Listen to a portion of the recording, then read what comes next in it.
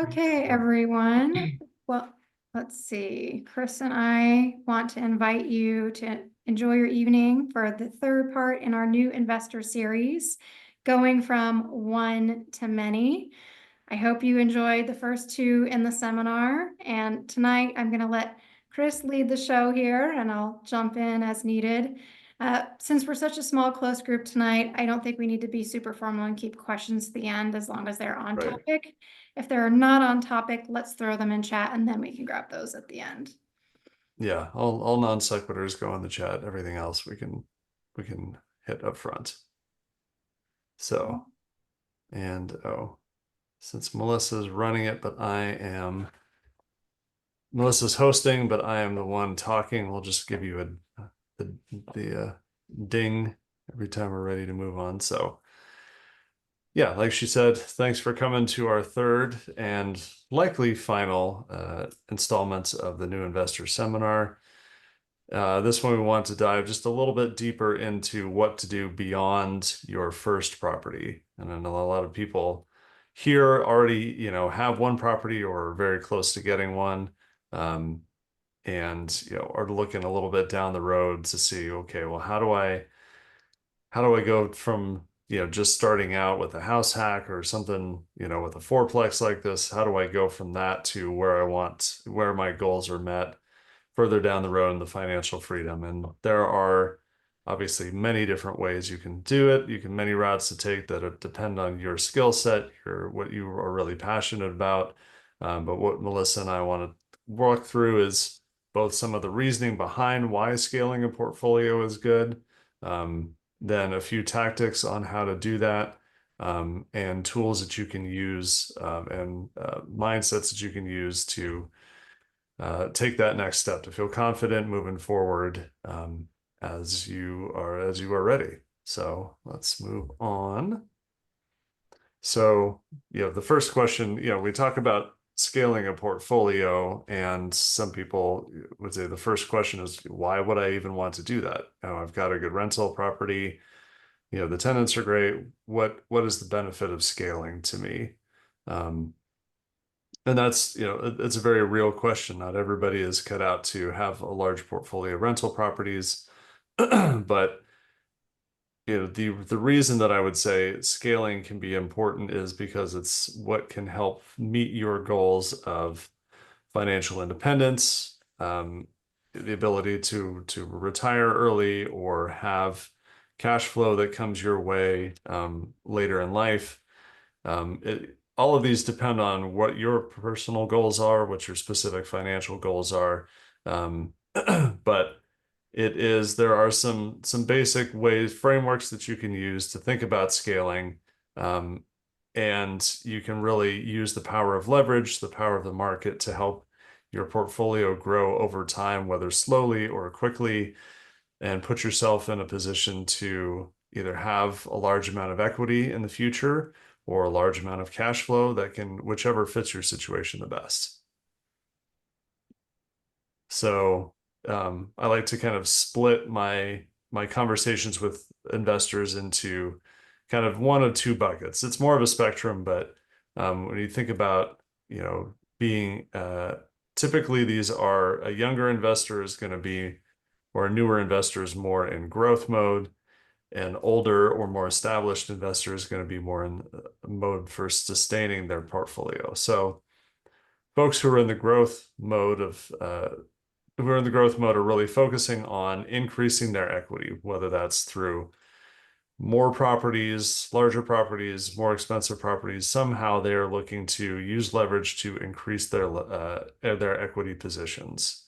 Either, again, adding units or adding larger properties. Again, a number of different ways to do it. They're looking to reallocate capital as it comes in. They're really thinking about the long-term appreciation being the main goal. And this kind of mode is best if you don't need the cash flow to maintain your living expenses right now. A lot of people, they get into real estate because they think, oh, I can have a rental, I can have a lot of cash flow, that's going to make my life easier now. But the real magic comes when you, if you are able to take the money that you get from your rentals and recycle that into, you know, equity to purchase further properties. Um, and then when you are a more seasoned investor or you hit a certain stage of life or financial independence, you kind of switch mindsets into your sustain mode where you're focusing on increasing the cash flow from your properties, not necessarily buying and growing your portfolio, but paying down the mortgages, decreasing your leverage, and focusing on letting those properties cash flow for you. You might be selling off some of the properties that you've owned. My mother is in this category right now. She has bought a bunch of properties all over the country, as a different portfolio, and is now working on selling them off as needed to be able to use cash for life and retirement. And cash flow is really what matters most. And this is when you want to be living off of your income that you have built. So when you're thinking about what a portfolio of rentals looks like, there are a few kind of important metrics to think about. The first one is leverage, and that's one that most people can wrap their mind around. This graphic here shows kind of the power of leverage. Really, basically, if you have $100,000 to invest in cash, you could buy $100,000 worth of stocks. And if that stock goes up 20%, great. You've made $20,000, which is a great return for a year or two of owning a stock. If you're if you have $100,000 to invest into properties, let's say you buy 5 different properties that are each worth $100,000, and you have now a $500,000 worth of assets, with only that $100,000 worth of cash and equity that you've put into it. So the market will still allow for that 20% growth over a few years, but now you're growing $500,000 rather than $100,000. So I like to, again, we talk about growth mode versus sustain mode. If you're being aggressive and really trying to grow, you're using leverage as much as possible. Within your own financial needs, within your own budgetary needs. But you're leveraging as much as you can. As you get older, as you become more established, you're looking to, again, pay off some of that leverage and still have the cash flow growing and coming in over time. So if you're only 40% levered, I would consider you kind of a stable investor, not necessarily an aggressive one. So appreciation, again, is another one I think everybody understands. The return on equity is one that maybe people don't have as burned into their brain as they should. Ding. So what do I mean by return on equity? So when we look at an investment, whether it's a purchase of property or a piece of stock or anything like that, you think about return on investment, the ROI. What is the return that I'm going to get in rents if I purchase this property with this amount of leverage, with this loan, and rents at this level? What is that return going to be? And you think of that in year one, that is your return on investment. But the reality is that your investment stays in that property, and you think of return on equity as being return on investment over time. So at any point, you can evaluate your investment and say, okay, what are my returns now? But the thing that has changed is that your property has appreciated. So your equity is actually going up over time, which is great. That's what we all want. But what that means is that your returns don't necessarily follow, they don't grow at the same rate that equity does. He said that? Oop. Hey, Was there a Tyler. question? Nope. Oh, sorry about. Nope. There we go. Okay. So your property appreciates over time, but your cash flow, your returns are going to appreciate over time, but because they're smaller, they're not going to grow at the same pace. And so over time, those returns that you get are going to lower, and they're not going to exactly follow this graph, but they're going to follow a similar pattern. And so you might be getting a great return on equity in your first few years, but as that property matures and the valuation goes up, we like to say that that money gets lazy over time. So if you're able to pull out cash or reinvest property and reset that leverage, those returns are going to go up quite a bit more.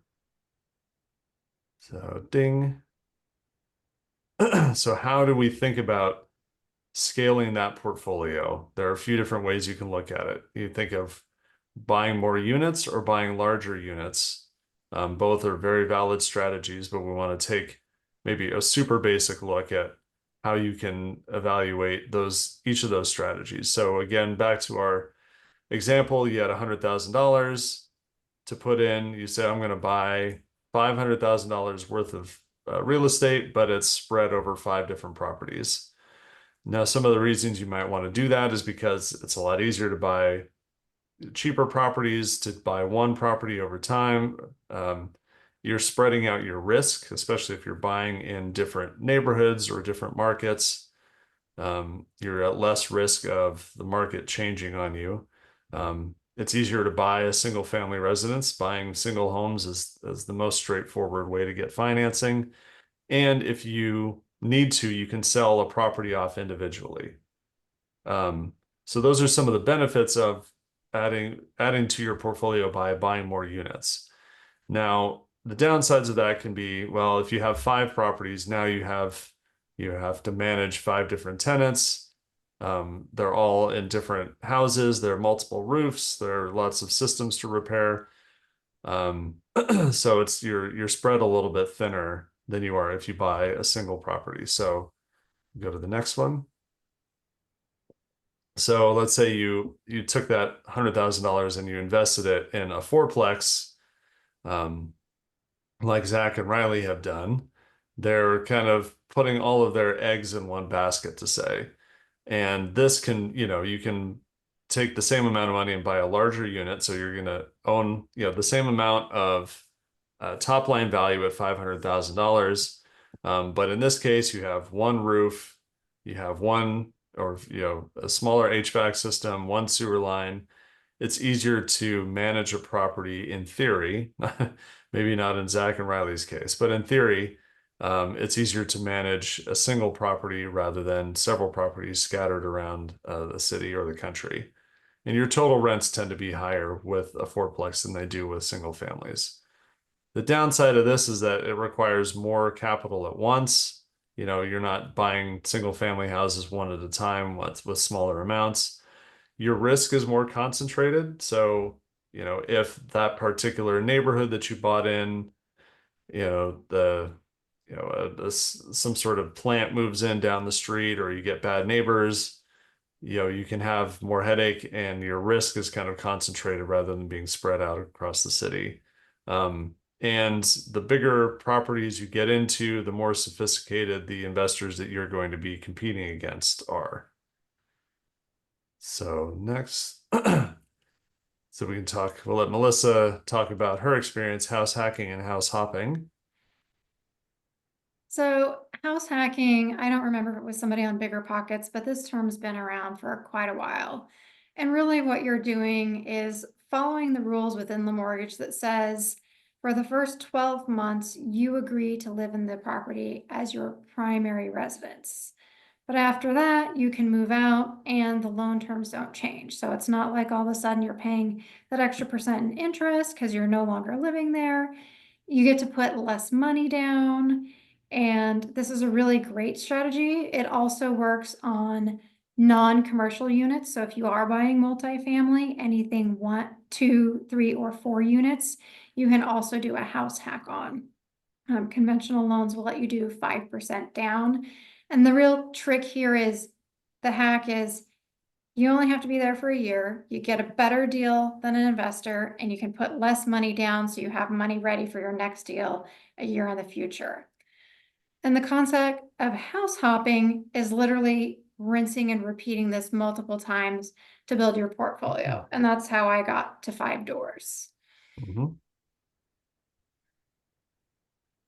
So And next, yeah, go we ahead. will, I was gonna say, tag team the short-term and midterm options. Chris and I both have experience here, and that's a lovely picture of Chris's actual Airbnb, so I'll let him talk about short-term. Yep.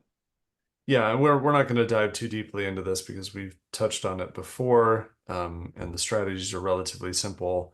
Owning a short-term rental can be a great way to own either usually a second property, either in town, if you live in a place like Eugene, which has a college, which brings a lot of people into town, or in a vacation area where you like to visit. They do bring in a lot more cash typically than a long-term rental. Depending on your area, they can bring in anywhere from 1.5 to 2 times as much cash as you would be able to rent something long term. But they do require a fair amount more oversight. There are more costs. You have to furnish it, furnish the property, which this listing that you see here, that was a 3-bedroom house. It cost me about $10,000 to furnish. And because you're essentially running a mini hotel, people don't necessarily take the best care of those furnishings. And so there's more maintenance when you're running a short-term rental, even if you do have it professionally managed like I do. There's a bit more headache involved in that, but the trade-off is you get more cash flow. So, and then a midterm rental is somewhere in between. So, Melissa, you have experience with that. Yeah, I would say that I have experience with both, but because of my location is not a desirable tourist location, I definitely pivoted and focused more on midterm. You Mhm. have fewer guests to deal with, there's less management. You do have a little bit less income, but if you're in an area that either has a lot of competition or just isn't a tourist destination, but you're close to a hospital, this is a great option for you. More and more people are actually using the Furnished Finder platform. That's not the only platform. There's several others that are available. That's just the one that I happen to use. Mhm. And I would say that this is easier if you are going to self-manage. It is less work and less turnover because people say anywhere from 3 to 9 months typically. But you're gonna have some of the same maintenance costs that you would with an Airbnb. People are rough on the furniture, you have to buy sheets between almost every guest, and things like that that you wouldn't with a long-term tenant, but generally speaking, you can still earn more money if you have the upfront cash to furnish it than you would running a long-term rental. Midterm, the big distinction that I want to make here is if you're in a jurisdiction, because we have lots of people that aren't in Eugene or Portland, that prohibits Airbnbs or puts a limit on them, anything that is midterm, 30 days or more, is not fall under those restrictions. Technically, it's regular Oregon landlord tenant law. So if you can't do Airbnb where you live, this might be a good option. Yep. And I think Portland just voted recently to, I think, reduce the amount of short-term rentals they allow within the city. So it's getting even harder to operate these kind of things. And that's happening around the country. There's a lot more regulation involved when you're running a short-term rental than even a midterm rental. And so it really depends on your location as to what the better strategy could be, or a blend of the two. Like for mine, we will, in the higher seasons of the late spring through the late fall, we'll have folks who are there, as a short-term rental just for the weekends, or maybe a week stay. But then in the slower months, we might find a midterm renter to come in for 3 or 4 months and really take up like the winter for me. Can be a way to combine both of these strategies. So one of as we talk about all these different options, it can be a little bit overwhelming sometimes, and you can think, oh, there's so many different ways to do it. And I agree. And I'm a person who gets, shiny thing syndrome, and I look at a lot of different tactics to try and figure out what's going to be best. But it is, I know from experience and from lots of people that I talk to that it can be, you get the best returns in the long run if you are able to find one strategy and really stick to it. Build up an expertise. If you love hospitality, then short-term rentals can be a great fit. If that's not really your jam, but you love construction, then, you know, finding burr houses to remodel, that can be a great lane too. But you don't want to add difficulty on top of difficulty by combining a bunch of different strategies into a deal. So try not to do any double black diamond runs, especially when you're getting started here. So next. Oops, too far, sorry. Nope. Yeah, and we've touched on this in previous iterations or previous episodes here, but building the team around you that understands what those goals that you have are, understands the strategies that you want to implement, whether it is any of the ones that we've discussed or something else. There are, you know, people who have expertise in that particular strategy, and it's really important to be able to lean on the people around you for expertise and for connections as well. As you start, you know, working with an agent, working with a lender, if you're not doing the work yourself, finding contractors and property managers to help you are going to be really important as you get started. As you look to grow your portfolio, you're going to start implementing more tax strategies. You're going to start thinking about those kind of things a little bit differently. So making sure that you have a real estate versed CPA on your team is really important. I'm actually meeting with mine this Friday to talk about different tax strategies as the year comes to an end. And also, you know, a lawyer who can help you structure things to protect yourself, protect your assets. Those are really important to have as you look to grow. As the dollar amounts get larger and larger as you scale, it's important to have people, even though, you know, paying a CPA or paying a lawyer might seem crazy to pay. I'm going to pay $200 an hour to somebody to tell me things. They often end up being well worth their weight mostly by keeping you from making mistakes. I'm just gonna jump in and add, have the CPA and the attorney lined up before you need one. I have a real Yes. estate client right now who has a interesting need on short notice for an attorney, and they contacted 6 attorneys Friday night, and so far only one has gotten back to them. And I recognize that Monday was a holiday. You do not want to wait for figuring this out when you have the problem. So have them Yes. lined up in advance. Yeah, 100%. We are doing shameless plugs in the middle this time. In case you guys missed it, I moved to Redfin on our previous recordings. I was at More Realty, but I think this is a great change for me. For everybody who's not local to Portland or Eugene and you're buying out of market, I now have a nationwide network of real estate agents that I can tap into. So whatever your lane that you're picking in your desired area, reach out to me and I'll find the house hacker, or I'll find the Plex person, or I'll find the fix and flip person so that I can direct you to a good professional where it is that you are buying. And if you're local and want to pick my brain, you guys can always reach out to me. Text is usually a great way to start an initial conversation and get an appointment set up. And Chris, it's your go.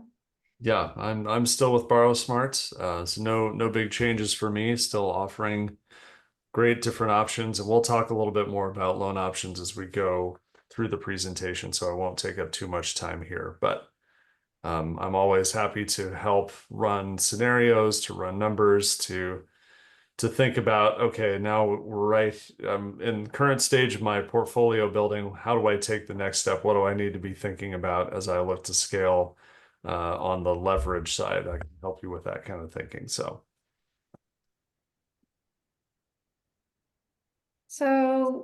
one of the important components we haven't touched on until now is systems, and there are all kinds of free and paid apps out there to help you track your rentals, advertise, screen tenants.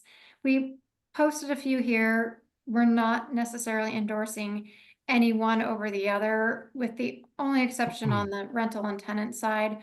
I am a strong advocate of using tenant tech for leasing forms because they are attorney vetted by local landlord attorneys who are up on all the constant changes. I think during the pandemic in 2020, we had 10 changes in that calendar year in Portland alone. So they're always on top of them. And if you're not going to use tenant tech, get the forms from your local rental real estate association. I know you guys have a Eugene one down there, and we've got the Portland area rental owners association, because they're also going to give you vetted forms. Do not use the free forms on Zillow. Don't use the free forms on Bigger Pockets. I know we all love them, but they are not great for this. For your income and expenses, you must have separate bank accounts. Portland and most of the rest of the state require you to have a separate bank account. And if it's an interest-bearing account in Portland, for the security deposit, you actually need to pay that to the tenants at move out. So be aware of your local restrictions on that as well. Tools that you can use to track. Some of the tools on the left actually also have accounting things built in for you. I know Stessa and apartments.com have a phone app where you can take pictures and track your receipts. Excel works a lot for people. And if you're kind of a novice, QuickBooks is only as useful as people who know how to use it. So if you're not prepared to have a bookkeeper help you set up and learn how to use it, I might caution against using QuickBooks in the immediate. Yeah, that's a little bit more advanced than most people are going to be ready And for. Riley's giving us a plug for tenant tech in the chat. Yep, they're Portland born, so they know what they're doing. Okay, so one thing, and again, I'm not a CPA. I love finances, I love numbers, but I'm not necessarily going to be giving advice here. This is more general information. But rental real estate has several tax advantages that are going to make that are going to come more and more into play as you grow a portfolio. The first one is the mortgage interest deduction. Now, this is something that you can use on your primary residence, as anybody who owns a home should know, but is also available, at least for now, on rental real estate. And so, if you say you have $1,000 a month mortgage on a property that you own, and you're at the beginning of your amortization schedule and you're paying, $800 of that $1,000 every month is going towards interest, then, you pay a year's worth of mortgage, you pay, almost $10,000 worth of interest in that year.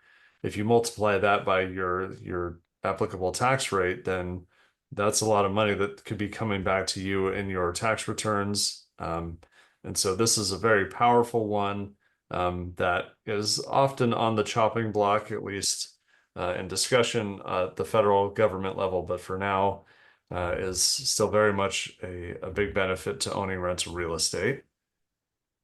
Next. The next one is business expenses. You get to you can talk about mileage, you have a home office, your phone, networking events, a lot of the tech that Melissa was just talking about. Any of those can be considered business expenses if you own rental real estate. If you own rental real estate in a different part of the country or a different town, then you can travel to, you can take trips, you can do a lot of things while still taking advantage of expensing those costs. You can have, depending on your status as a real estate professional, having a vehicle to depreciate and to can be another big way to get some more money in your pocket at tax time. And then, Oh, sorry. that's right. So depreciation. Now this is a bigger topic and not one that it's one that I use extensively, but not one that I want to dive way into the weeds on. But it's something that can be very powerful, especially if you are considered a real estate professional, which means that you have that most of your hours within the year, there are a lot of hurdles you have to clear to be considered a real estate professional, but the basic one is that this is your main job and you are focusing on that more than any other role.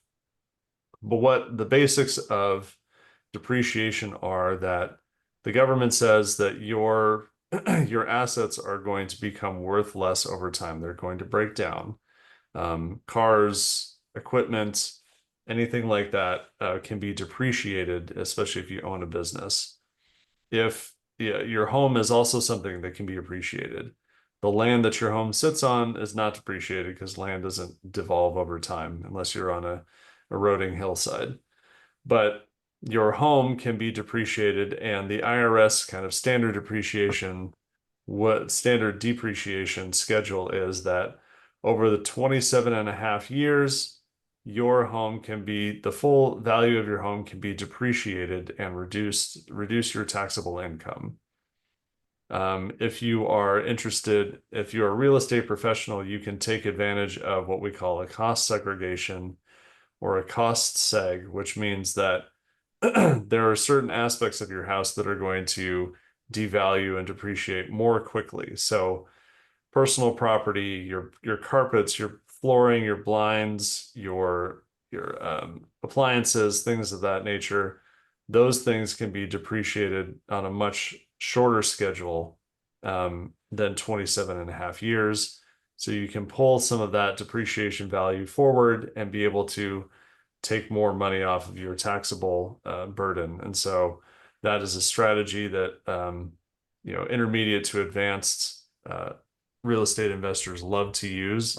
It's a little bit harder at the beginning, or if this is more of a side thing for you and it's not your main job, but it can be a very powerful tool to think about over time. And again, this is something that a CPA will be able to navigate for you. This is not something I recommend doing on your own for your tax returns.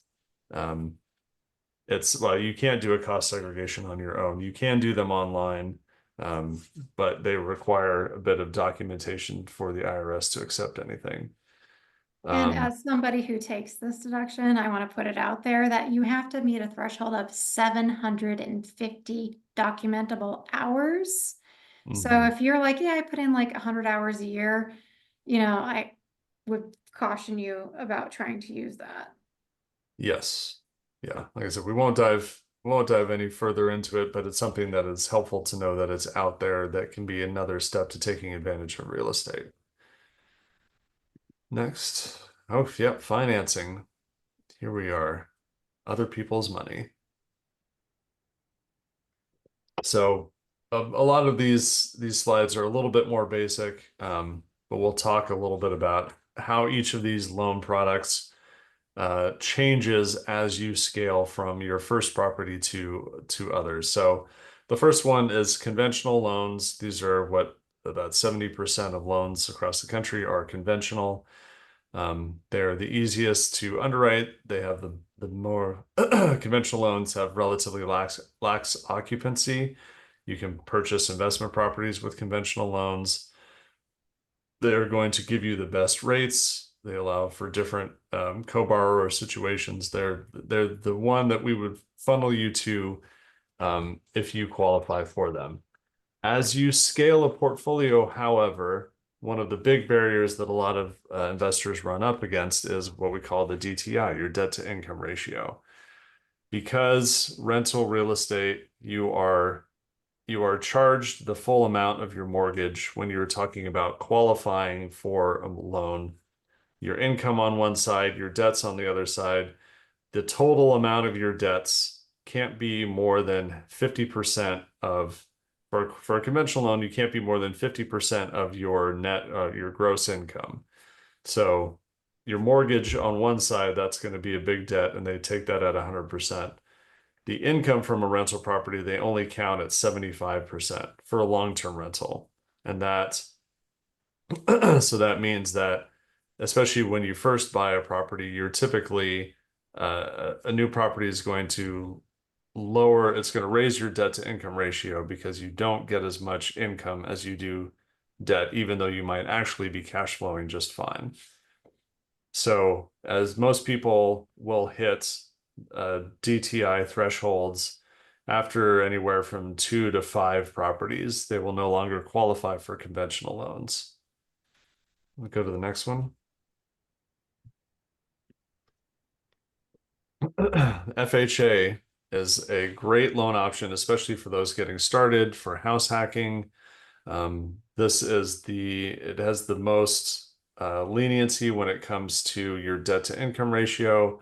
It has lower rates. It's more forgiving when it comes to your credit score. You can put as little as 3.5% down, and you can fund repairs, or you can fund even building an ADU now they'll allow you to do with an FHA loan.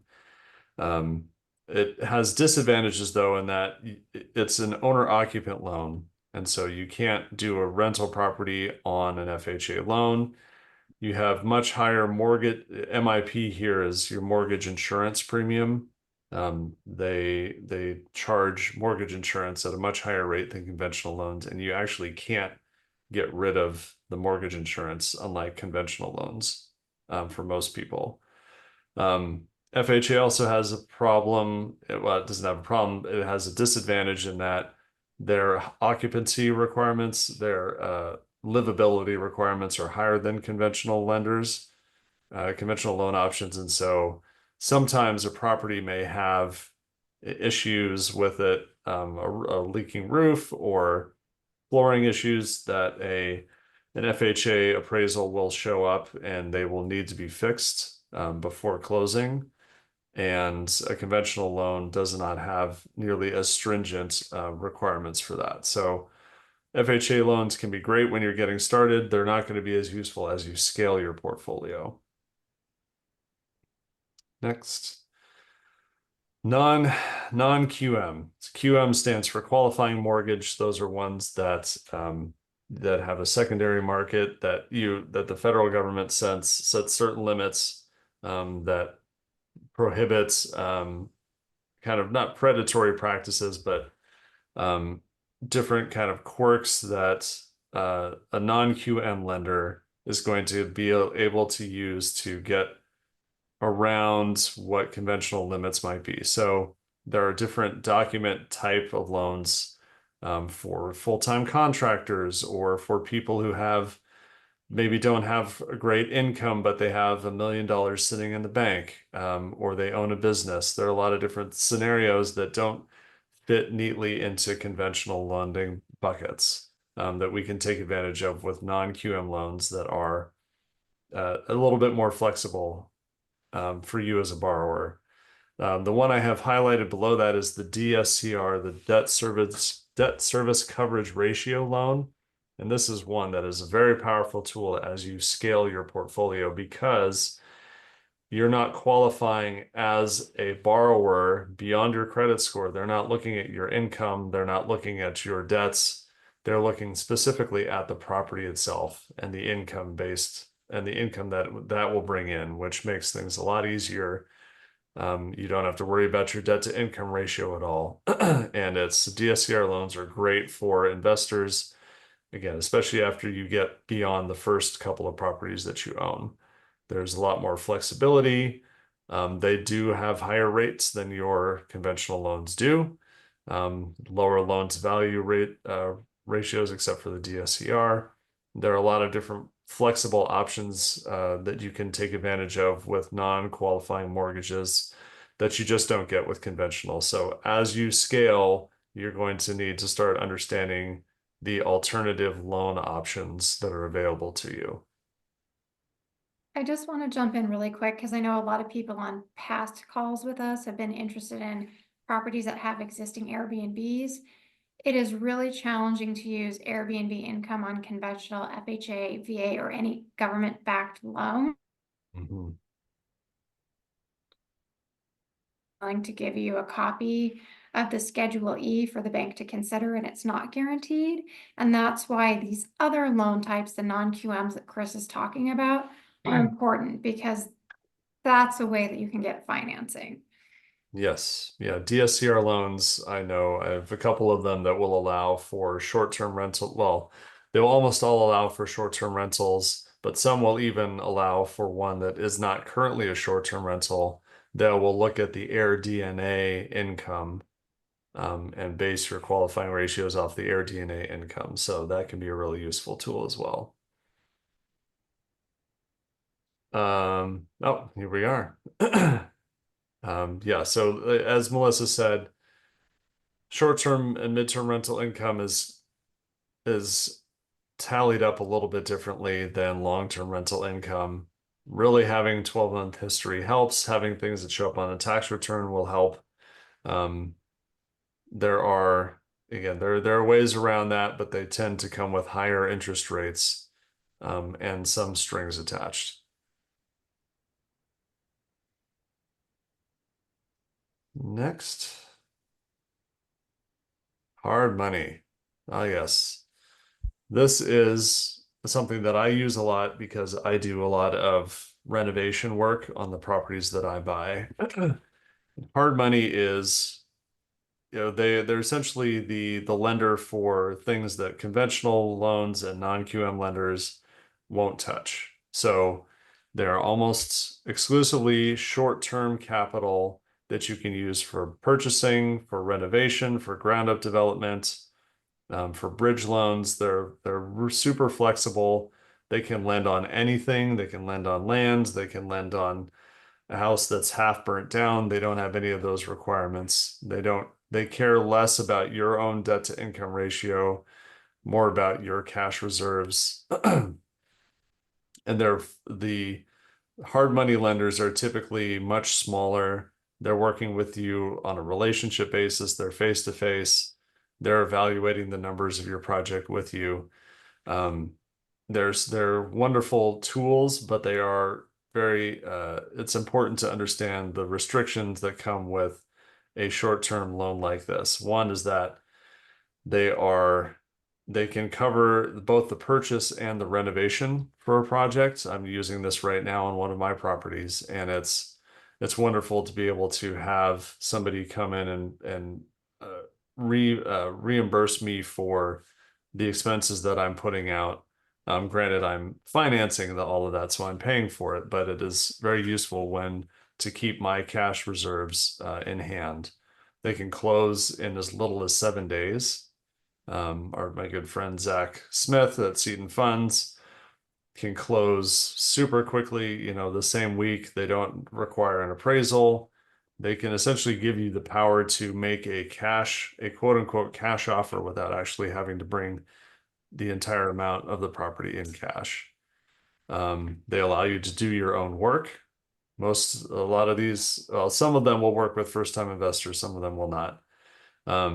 Their big disadvantages are they are very expensive. So they're expensive to originate. You have more fees and points up front, and your rates are going to be in the 10 to 13% range. So you don't want to have a hard money loan for any amount of time longer than you absolutely need it. They're short-term loans, 3, 6, 12, 18 months. And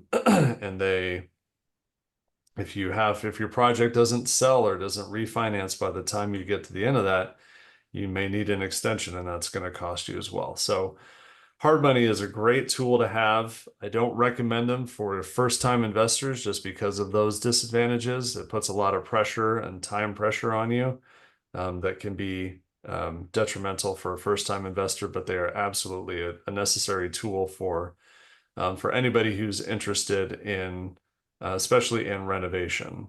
A hard money lender can be a really good asset for you.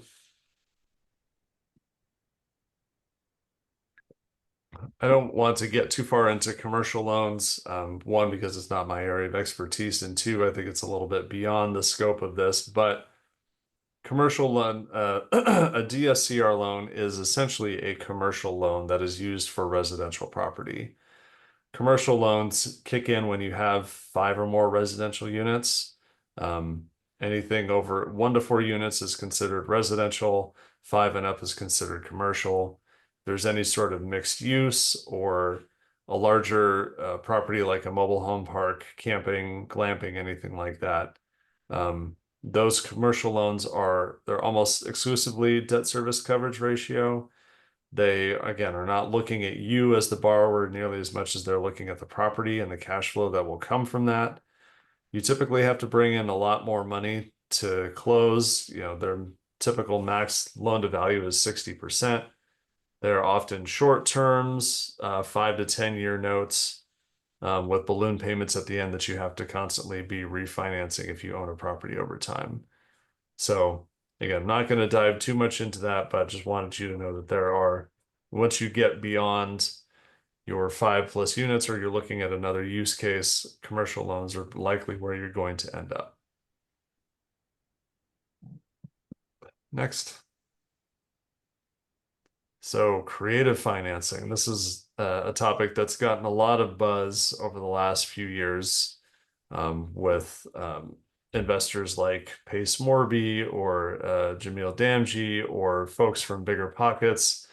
We find a lot of people who come into our local real estate investor group, or people who reach out to me wanting inputs. Hey, I want to find creative financing, and people think that that's a creative financing is synonymous with getting a good deal, or creative financing is, synonymous with getting an off-market deal. Like it's just because it's creative financing, it's better than going a conventional loan route.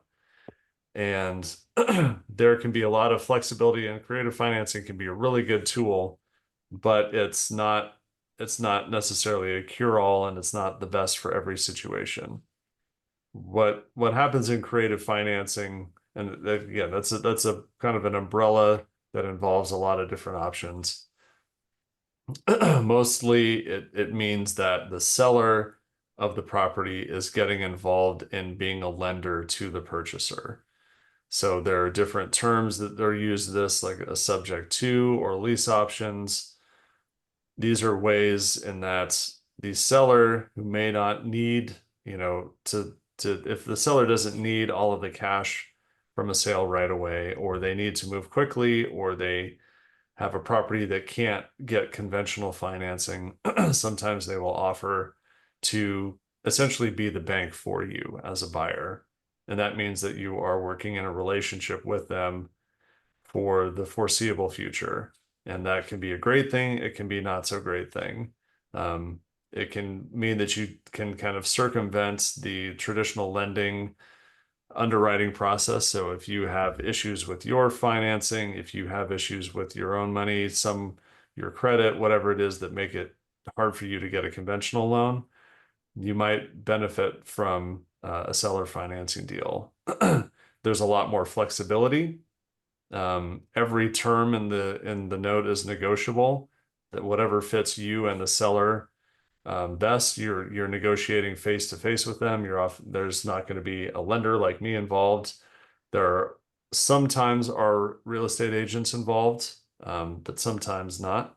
Melissa, you want to jump in? Well, I was gonna say, actually, my real estate license prohibits me from engaging in that because that's outside of the scope of my license to discuss lending. So what we advise clients to do, if you are exploring seller financing, is to have a real estate attorney mediate the terms between you and the seller, and they're going to help generate an amortization table that gets recorded at the title company so that the seller is reporting your payments and getting them paid off. Yeah. So Like I said, neither Chris nor myself is going to be negotiating any seller financing with you. We No. might be helping you with other aspects of the deal, but that specifically is out of bounds for us. Yep. And I will say, because I get a lot of people from Bigger Pockets who ask me about these, and I look up these deals and I call these people, and the buyers are thinking, man, I'm going to get a sweet deal. I'm going to put 5% down. And the bank, Chris's bank told me that rates were like 7 right now on a conventional. So I'm going to try to get 4 from the seller. That's not what the seller wants. If you're looking at a $500,000 house, the seller's answer is, yeah, I'll do seller financing. I want $250,000 right now. I want 8% interest, which is worse than what Chris is going to give you. And I want it to balloon, and I want you to be out of my property, and I don't want to be the bank anymore in 5 years. So yes, there are some people that get better deals than that, but the majority of the ones that I come across are worse than the one that I just described to you. Yeah, and typically these types of deals are not going to show up on market. Like they do sometimes, but if you're stepping into the creative financing, seller financing world, you're typically looking at off-market deals, one-on-one negotiations with the seller before something ever actually hits the market. So it's, like I said, everything is negotiable, everything is flexible. that can be a great thing. It can be it can be a minefield though, and you can be stuck in a relationship with somebody you don't want to be stuck in a relationship with.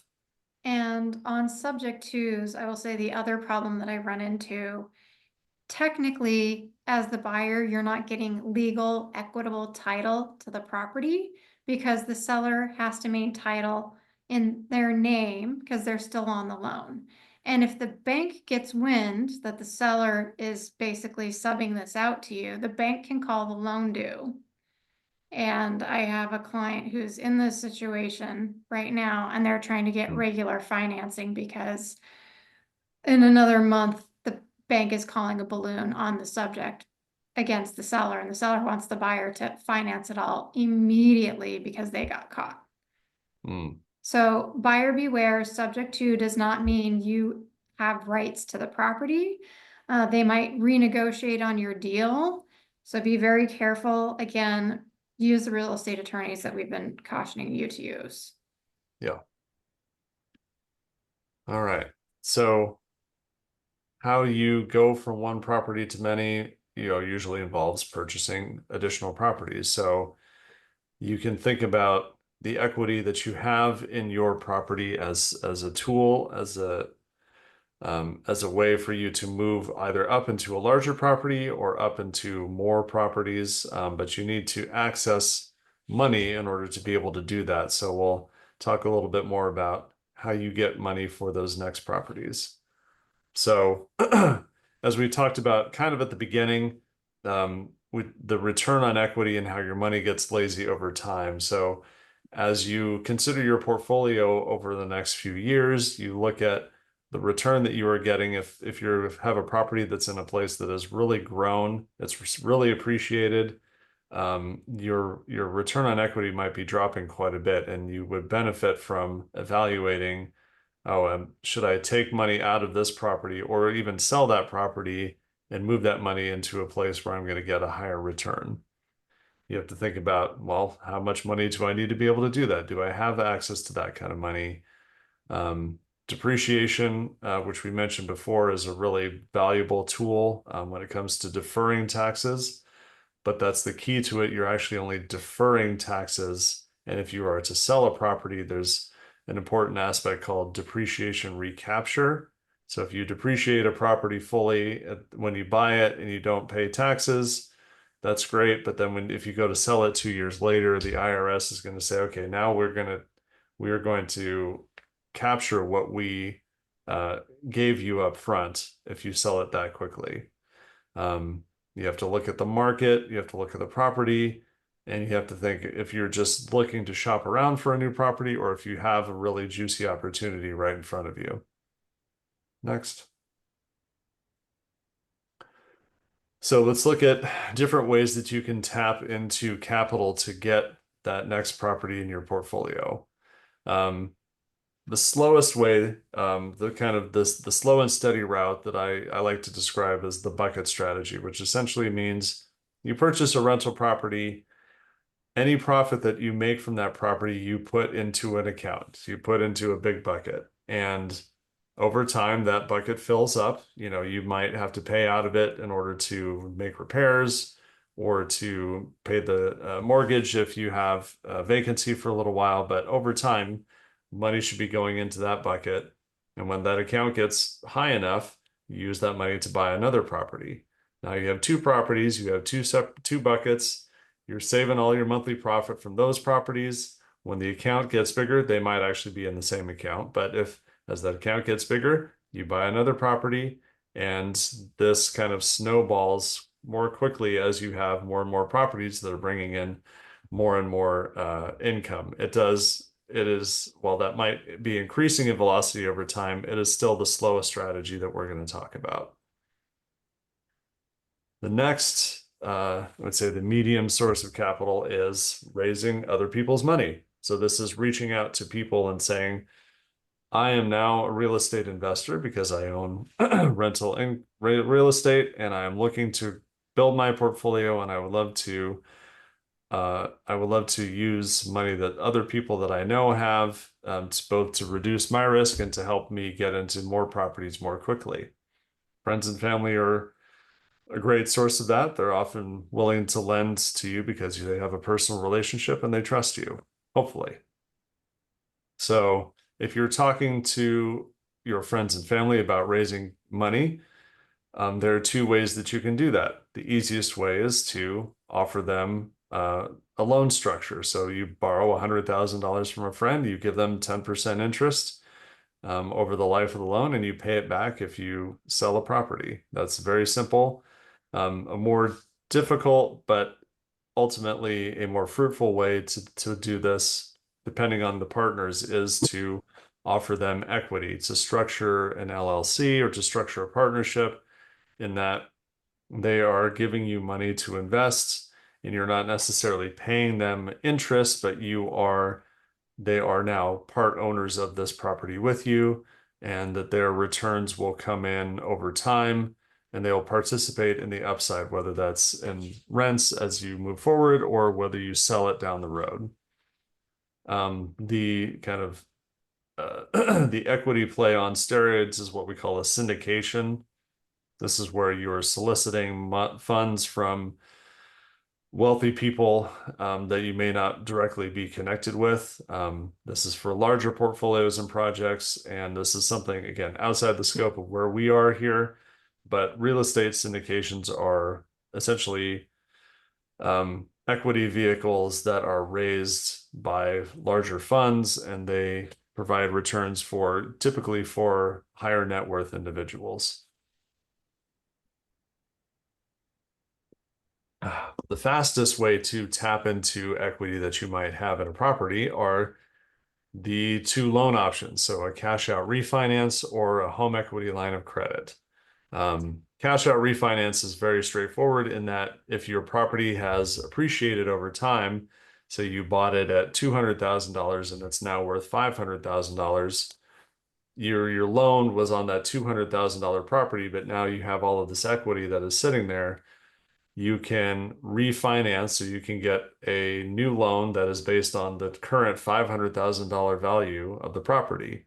So your monthly payment will go up, but you can tap into that equity right away. It's a very simple process. It's similar to buying a house. The property stays in your name. You get the lowest interest rates. There's no tax on any of this. But you do end up paying that increased mortgage right away, even if you don't use the money for anything right away. A HELOC is, in my opinion, the easiest, cheapest way to access equity in one of your properties. It's essentially a line of credit that's very similar to a cash out refinance in that they're looking at the newly appreciated value of the property. But you are able to keep your first loan in play. So if you were one of the lucky people to own real estate in the late 20-teens and early 2020s, where you could purchase or refinance at 2.75%, you may not want to give up that loan while still being able to tap into your equity. But a home equity line of credit can give you access to the rest of that equity, but it's going to be at a higher rate, typically 8 to 10 or 11% as of right now. But the great thing about a HELOC, and this is why I recommend them to all investors, is that you only pay on the money that you have drawn. So if you get a HELOC on a property, you don't actually have to pay any money for that until you draw money out. So you have access to capital, but you're not being charged for that access the way you would with a cash out refinance. This is great for short-term money if you need to if you need to do renovation work on a property. It's money that you have access to that nobody's going to ask how you're spending it. It's the easiest thing. You do pay higher rates, but it's great for short-term property or for short-term uses. It's not great for principal on a new property, because then you're essentially financing 100% of a new property that you're building or buying. So I always recommend that people tap into a home equity line of credit first, especially on your on your primary residence, just to be able to have cash available should you need it. And that's, again, these are the two fastest options. They all have lots of restrictions, but they are the best way to get cash fast if you have an opportunity in front of you.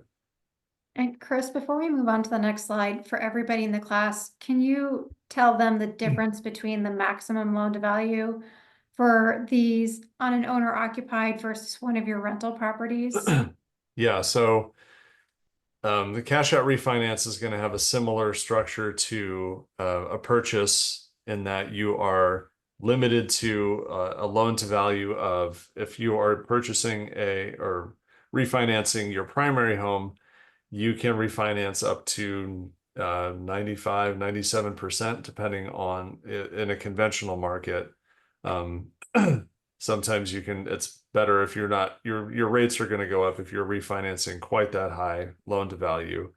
But if you're on an investment property, you're going to be at 70 to 75 to 80% loan to value.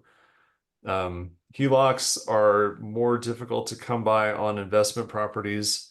We do have options for that, but there are some restrictions on that, and they're typically, again, they're limited to usually about 80% loan to value, whereas on your primary residence, you can go up to 90% sometimes. Riley is raising his hand. Yeah, Go so ahead. right now the property we're in is considered our primary residence, but when we move out, we're going to be subject to that 70% refinance rate. Does that sound about right? If you were to refinance and you're not living in the property, then yes. Okay, So just curious if the Yeah, original loan had anything to do with it. right, exactly. So as soon as you're not living there, as soon as it's not your primary residence, it's considered an investment property. So you can, if you're doing like you guys are doing, you're essentially house hacking or house hopping. If you were to get the home equity line of credit sooner while it's your primary residence and then move out, you still have access to that same the higher loan to value. Okay, and then Zach and I are a little confused on the last point there you have under the cash out refinance. When you say 1 to 2% above market on investment, what does that mean exactly? So that just means that rates for an investment property are, for conventional loans, rates on an investment property are typically about 1 to 1.5% higher than they are if it's a primary residence. Okay, gotcha. We thought Yeah, maybe that was you should refinance if the rate is 1 to 2% or Oh, something. yeah, sorry. I'm like, that No. seems optimistic. No, that's just just showing the difference between the two different occupancy levels. Gotcha. Thanks. All right. Next. All right, so Melissa can jump in on this one. Sell, then buy. I always say everything begins with analysis. So before you decide to sell a property, you should figure out what it's worth. Look at what cash it gives you in hand, reset your depreciation, look at the new opportunity. But this isn't gonna be automatic. It does have some transactional costs. I think a lot of people hear 1031 and they think it means it doesn't cost money, right? But you're still going to be paying your realtor. And I know we all have the new national rules that everybody's getting used to, where buyers may be paying their agents themselves or sellers may still be paying them. But there's transactional fees on potentially both sides of the deal. You still have your closing costs if you're getting financing. You still have all your escrow fees. The bonus here, though, is if you sell, and I'll use an example of one that I did. My first house hack, I couldn't find a Plex that penciled, so I bought a condo and I lived in it for a year, and then I moved out and rented it out, and I kept it for 8 years. And I bought it for like 127 and I sold it for 300. So I had a decent chunk of change that I leveraged into a $640,000 house with a permitted ADU. So I stepped up in value, I doubled my value, my cash flow increased. I had to pay all my loan fees, had to pay all the title and escrow fees, but my down payment came from that original property. If I go sell that property later, then I'll have to pay the taxes unless I'm trading into something else. 1031s are a really good tool though, if you're not ready to pay the cash right now.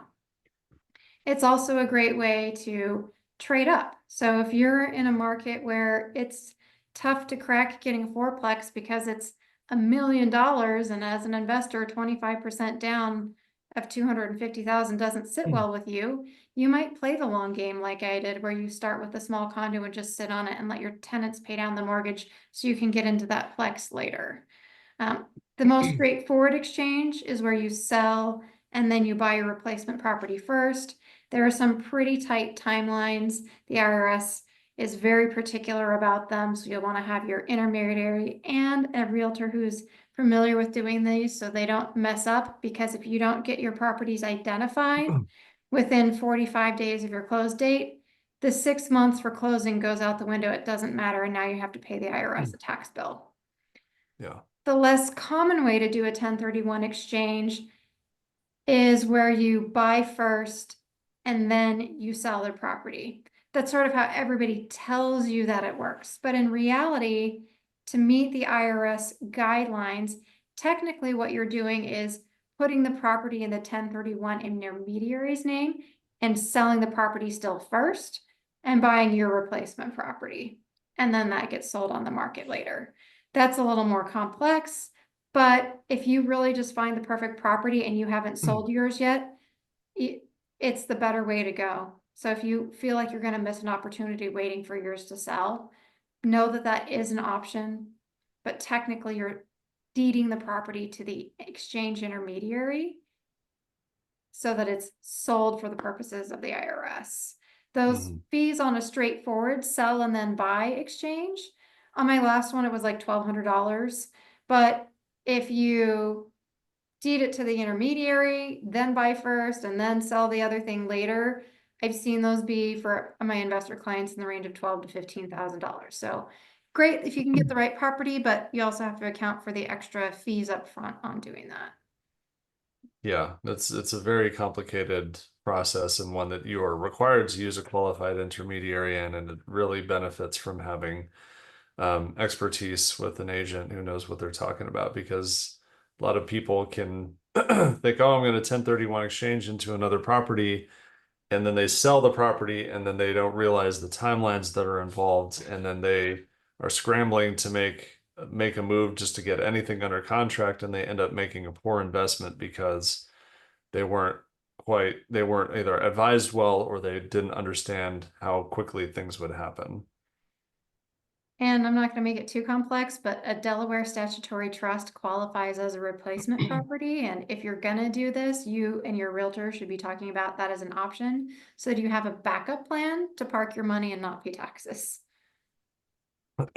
Yeah, so that's a very complex scenario, but hopefully we all get to the point where it's a very useful one for you. Next, so yeah, we'd already talked a little bit about the tax implications of selling, the depreciation recapture and capital gains, and how to take some steps to defer those. The graphic here I like a lot. If you buy the fourplex that you have, and over 10-15 years that fourplex gains in value, it appreciates like crazy, and your equity goes up. You may be very well suited by taking the equity out of that property, either selling it or 1031 exchanging into a larger property that you can have now, instead of a 15 or $1.5 million asset, you're looking at a $4 million asset using the same amount of equity, which is just going to put your appreciation through the roof over time, increase your cash flow, and really kind of set you up for long-term financial security. So there are a lot of ways in which you can get from point A to point B, but the goal is that you are starting to look down the road and figuring out what point B looks like, and how that can meet your financial goals. And I think the next slide shows a way that this is maybe a little bit hard to see depending on the screen size that you have, but I can send this. This is a tweet that I really enjoy and resonate with. So he says, I often get asked, why do you sell properties within 2 or 3 years of ownership? And the answer is velocity of money. But he says, with a hockey stick example, when you buy a property value add, you create a lot of equity for yourself up front. And then you have, once it's stabilized, you have a stable cash flow, which can be great. But you're kind of stuck at that stabilized cash flow based on a low valuation. And if you are to recycle that money into more value add projects that stabilize and then go take the money from that into a value add project that stabilizes, you're moving your level of cash flow and equity up and up and up the ladder in a much shorter time frame. So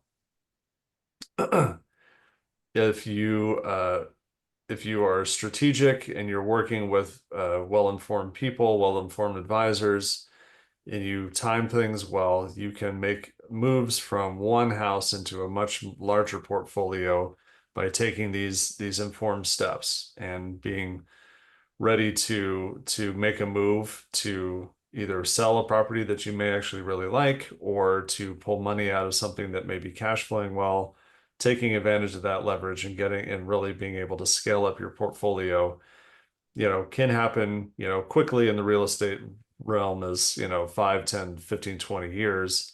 But if you're able to make these moves in an informed manner, you can really step up to the point where your financial goals can be reached much more quickly. So that brings us to the end of this presentation. I know there's a lot of material in there. I know that there'll probably be a lot of questions and things as you maybe reflect on this over time, but if you have questions now, we're happy to answer. If you have questions later, we're happy to answer there as well. I know Grace joined us at some point, so you're welcome to jump in if you have questions too. But we wanted to thank you all for being here. Thank you for being a part of the series. I know Zach and Riley, you've been here, I think, for all 3 of these. Nick, you've joined us in as well, and we appreciate you taking your time with us on at least here, a very rainy Wednesday evening. And we hope that you look to us for advice as you move forward with your portfolios. We hope that you take steps that you are actively looking to grow over these next few years, and that we can be a part of making your dreams come true. Okay, before I take us off record, does anybody have any questions they'd like us to answer on air, or should we turn the camera off? Hey, I just want to say you guys do a great job. You do a fire hose. like there's so much information you're giving. I guess I could turn on my video, but so much information you're giving that is just I hope everybody's just taking notes so they can come back to you. Well, thank you, Grace. That's very sweet of you. And we will also send the recording. So if anybody needs to watch it back, they can. And for everybody who missed it, they can. But of course, you're not going to get all the answers from watching. So that's why we give out our contact information. And we really, truly do want you to reach out to us. Yep. We're happy to dive into the numbers, dive into the strategies when you're ready. That's what it's all about. It's about the relationships, you guys. Real estate is a relationship business. It's not a land business. It's a people business, right? That's right. Grace Yep. knows. Thank you. All right. Thank Thanks you, for letting Grace. me get on.